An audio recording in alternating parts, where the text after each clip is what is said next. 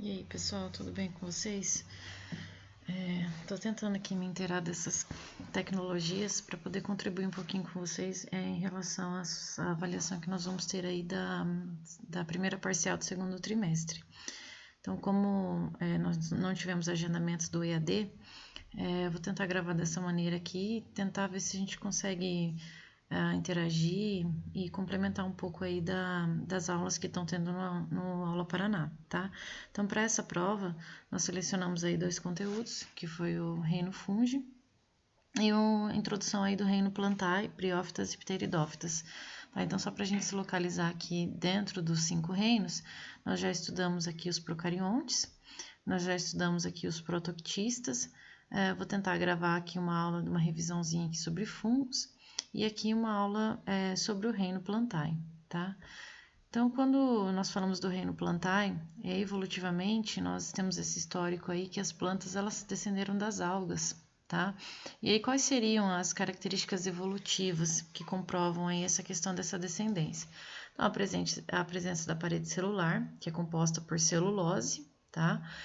A questão da reserva de amido, então, tanto as plantas quanto as algas, elas vão reservar amido, e a presença de clorofila, tá? Lembrando que a clorofila é um pigmento que vai estar relacionado à fotossíntese. Quando a gente fala das plantas, tá? Nós vamos ter aí umas características principais desse grande reino aí, tá? Primeira coisa, são eucariontes, então vão ter um núcleo verdadeiro, o DNA vai estar lá contido dentro do núcleo, na célula. São pluricelulares, então são formados por mais de uma célula. Tá? São autotróficas, elas realizam fotossíntese, então são os produtores do sistema, tá? Então, através da fotossíntese aí, elas produzem os carboidratos que elas vão usar aí para obter energia para suas funções lá na planta, tá? E aí elas estão aí na base da cadeia alimentar, que é uma questão aí de um conteúdo que vocês vão estudar no terceiro ano. Então, quando a gente fala de plantas, principalmente no livro de vocês, né, se a gente estivesse aí com o livro, vocês veriam que nós vamos ter alguns termos, tá? Esses termos, eles são um pouquinho complicados, mas é necessário que vocês saibam, tá? Então, por exemplo, nós vamos falar um pouco aí sobre avascular. Quando a gente fala de avascular, elas não vão ter vasos condutores, tá? Não. Então, a gente vai falar aqui, ó, de avasculares, elas não têm vasos condutores, tá? Então, quando a gente fala dessa questão de ausência de vasos condutores, como é que vai passar a água e os nutrientes aí por essa planta, tá? Essa vai ser uma característica que nós vamos ver. E aí nós vamos ter as plantas que são vasculares ou traqueófitas, tá? Então, vascular, que tem vasos condutores. E aí nós vamos ter 2 tipos de vasos condutores, o xilema e o floema.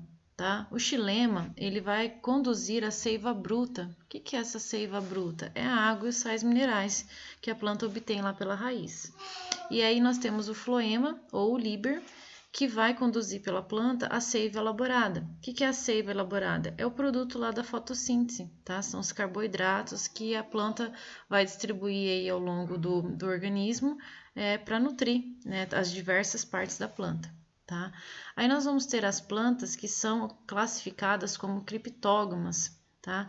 As criptógamas, elas não possuem flores, tá? Então a estrutura reprodutora da planta vai ser pouco visível. E nós vamos ter as fanerógamas. As fanerógamas são os vegetais que apresentam flores, tá? Então vão ter as estruturas reprodutoras visíveis. E uma outra classificação aqui, uma outra característica das plantas, uma outra classificação aqui que são as embriófitas, tá? Então, o que acontece com as embriófitas? O desenvolvimento inicial do embrião, ele ocorre no corpo da planta, e isso vai conferir uma maior proteção aí pro embrião, tá? Então, especificamente para essa avaliação, nós vamos aí ver briófitas e as pteridófitas, tá? Então, evolutivamente, as briófitas são as mais simples, tá? Vão estar lá na base da classificação, tá? Quem são, então, as briófitas? As briófitas são os musgos, tá? Então, aqui nós temos exemplos de briófitas aqui, que são os musgos e as hepáticas. tá? Então, os musgos, eles são muito comuns para nós. Nós visualizamos os musgos normalmente nas árvores, tá? Essas fotos aqui, elas estão ampliadas, tá? Então, vocês conseguem ver que melhora a estrutura daquele musgo, que só aquela estrutura, aquela parte verde, às vezes, que nós vemos nas cascas das árvores, tá? E as hepáticas aqui, que infelizmente ainda não tive o prazer, digamos assim, de ver uma pessoalmente, tá? Então, o que é uma característica importante aí dos musgos? Os musgos, eles são um bom indicador, tá, da qualidade do ambiente. Então, num ambiente aí que vai ter a presença dos musgos, significa que é um ambiente aí, digamos assim, adequado, que a umidade está boa, tá, e tudo mais. E o que é uma outra característica dos musgos também? Quando está se formando uma vegetação, tá, os musgos, eles vão ser os primeiros que vão aparecer. Tá? Observem aqui onde eles vão ficar assim sempre em superfícies de rocha, né, ou em troncos de árvores, vai ser normalmente o local predominante dos musgos, tá? E aí quando a gente fala de briófitas, nós vamos ter aqui várias características aqui importantes, tá? Então, primeira característica, foram as primeiras plantas que ocuparam o ambiente terrestre, tá? Elas vão ser pequenas e vão viver em ambientes úmidos, e aí nós vamos ver aí o porquê lá na frente. Não possuem flor, semente e nem fruto, então eles têm uma estrutura assim bem simples, tá? Em vez de raiz, caule e folhas, elas vão apresentar rizoides, cauloides e filóides, que nós poderíamos chamar aí de estruturas aí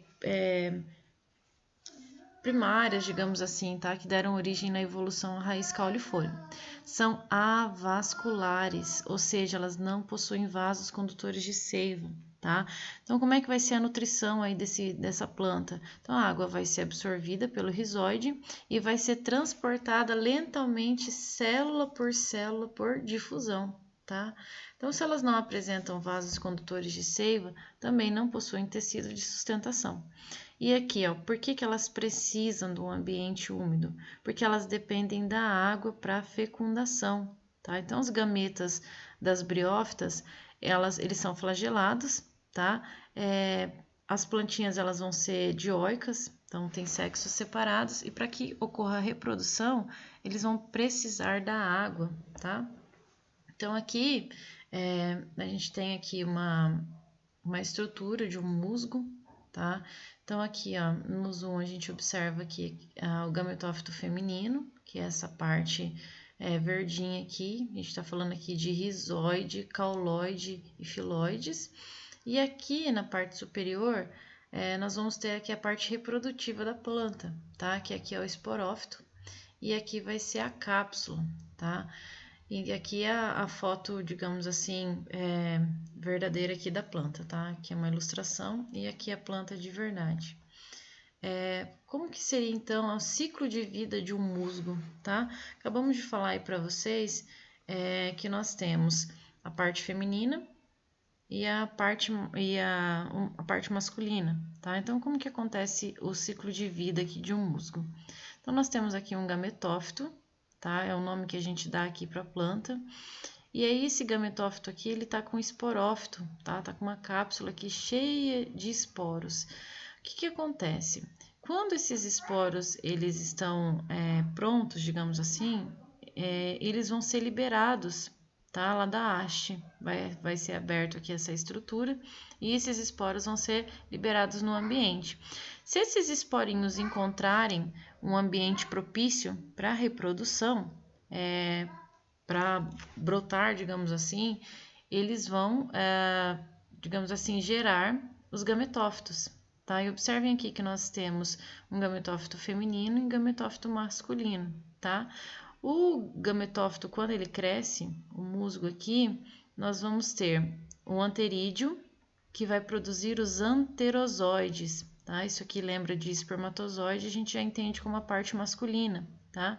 E nós vamos ter o gametófito feminino, que vai lá no arquegônio produzir uma célula que é chamada oosfera, tá? Que seria o correspondente ao óvulo.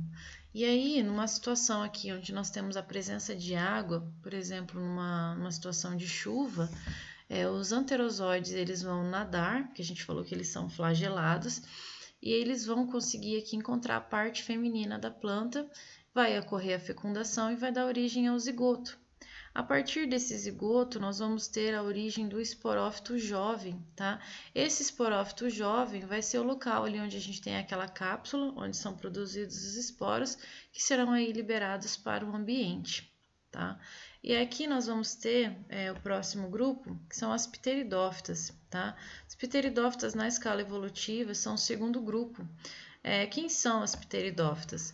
Vão ser as samambaias, o samambaia sul e as avencas, tá? As samambaias é muito comum, nós temos contato aí direto com samambaia na casa das avós ou até mesmo na nossa casa. As avencas elas são um pouquinho mais difíceis de ser encontradas e o samambaia sul. Então, quais são as principais características das pteridófitas? Então, o segundo grupo vegetal, na escala evolutiva das plantas, diferente das briófitas, elas já vão possuir raiz, caule e folhas, e principalmente elas são vasculares, ou seja, elas já possuem vasos condutores de seiva, tá? E essa presença dos vasos condutores de seiva permite que esse vegetal ele atinja um tamanho bem maior.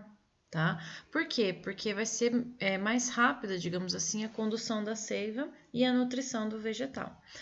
Uma característica em comum, as samambaias também vivem em ambientes úmidos, tá? As pteridófitas vivem em ambientes úmidos, por quê? Assim como as briófitas, elas precisam da água para fecundação. Novamente aqui nós vamos ter a presença de gametas masculinos flagelados, tá? Então aqui só algumas ilustrações das samambaias, das avencas. Nós temos também nesse grupo as licófitas, as fisilófitas e o equiseto, tá? Que aí não são plantas aí comum, né, do nosso convívio.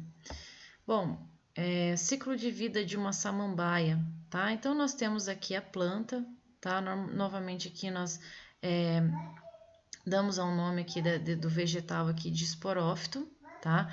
Esporófito porque vai ser o local onde vão ser produzidos lá os esporos, tá? Então sempre associem esse nome aí. Às vezes nós pegamos uma folhinha de uma samambaia e nós viramos ela ali, ela tá cheio de pontinhos, tá? Porque algumas pessoas até confundem com uma doença. Mas o que são aqueles pontinhos embaixo da folha? São soros, tá? Dentro desses soros nós vamos ter os esporângios, tá? E lá nos esporângios nós vamos ter a produção de esporos. Quando esses esporos estão maduros, lá a planta está nessa época reprodutiva, esses esporos serão lançados no ambiente. E se eles encontrarem um ambiente propício, eles vão germinar e vão dar origem ao que é o chamado de protalo, tá? O protalo é um gametófito hermafrodita, ou seja, nesse protalo nós vamos ter tanto a parte feminina, que vai produzir a oosfera, e nós vamos ter a parte masculina, que vai produzir os anterozoides. Novamente, naquela mesma situação que nós comentamos, que na presença de água, os anterozoides que são flagelados, eles podem nadar, e aí eles vão encontrar a oosfera. Se ocorrer isso aqui, nós vamos ter a fecundação. A fecundação vai dar origem a um zigoto, que vai dar origem a um esporófito jovem, tá? Que vai dar origem lá àquela folha da samambaia, do jeito aí que nós conhecemos, tá?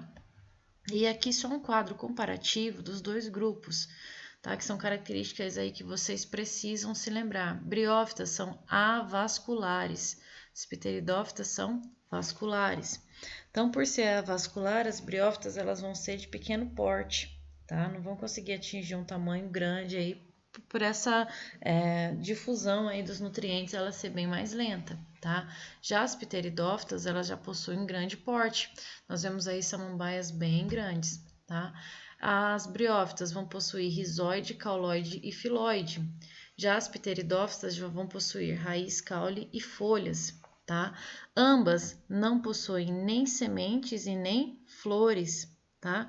E aí uma outra característica comum, elas vivem em ambiente úmido, pois dependem da água do meio para reprodução, tá? Então esse aqui é um resumão de briófitas e pteridófitas aí para vocês, com as características principais. E aí, dessa maneira, eu espero que possa ajudar vocês aí para estudar aí para essa avaliação.